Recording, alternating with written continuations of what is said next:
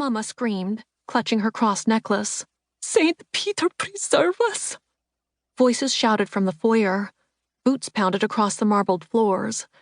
A dark figure flashed around the corner, leading up from the back staircase. "Svetlana, this way. Toropis." Sergei, one of her brother's oldest friends. "No, this way."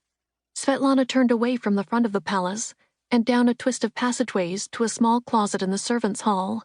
She pushed a back panel to reveal a hidden staircase. "Go down, quickly." Marina and Mama disappeared into the secret entrance.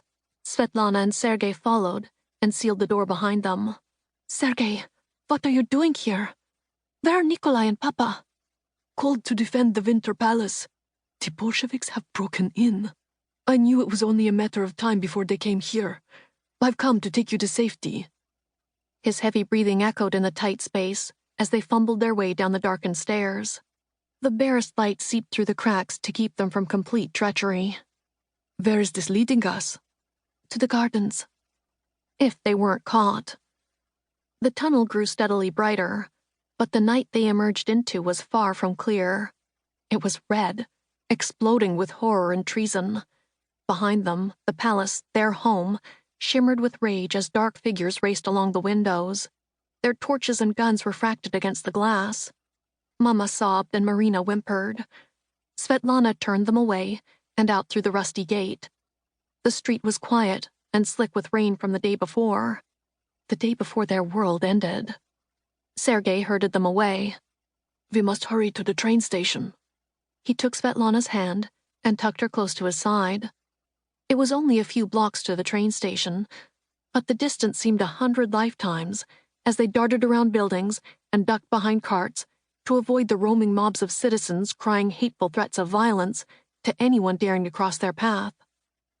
A mass exodus of nobles swarmed the train platforms as women in jewels and men in fur hats crammed their panicked selves into the already full cars. "This way, up front." Tall, with long arms and legs, Sergei pushed his way through the crowd, holding tight to Svetlana.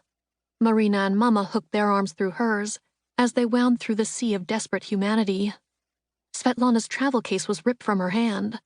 A young woman in frayed clothing clutched it in tight triumph. "Give that back at once." The woman grinned, revealing rotting teeth. "It belongs to the people now. Your time is over, Princessa." Grubby hands reached out and snagged Marina's case. "Long live the people! Long live the revolution!" They disappeared like smoke. Svetlana caught glimpses of the train through the teeming bodies, of people standing cheek to jowl inside, of men kicking women off the ladder as they attempted to board the crammed cars. All of Petrograd was fleeing, but not all would make it. Fear curled cold and hissing in Svetlana's stomach. They would make it. She would ensure that her sister and Mama made it. The crowd thinned to allow for a gasping draw of breath as the engine belched its black smoke. A whistle trilled. The crowd screamed and plunged toward the train in final desperate flings to find space. Sergei pushed them to the front car. Grabbing Marina, he shoved her onto the ladder before hoisting up Mama. The train wheels started to turn. Tweet, tweet. Soldiers with red armbands flooded the platform, striking at men and women alike with clubs and trampling anyone knocked under their black boots. The Bolsheviks. "Get them! Don't let them flee like rats!" The soldiers rushed forward and ripped people off the train as it started to move. Sergei grabbed Svetlana, kissed her on both cheeks, and threw her up the ladder. "Paris, I will find you." "Sergei!"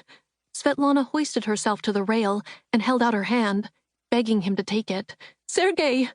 Arms striped with red bands locked around him and dragged him back, where he was swallowed into the rioting of chaos. Chapter 1. July 1918. Paris, France. Wynn MacCallan poised his scalpel over the beating heart.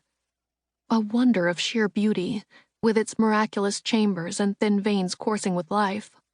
The bullet pointing directly at the left ventricle threatened to end it all. "Heart rate is falling, Doctor."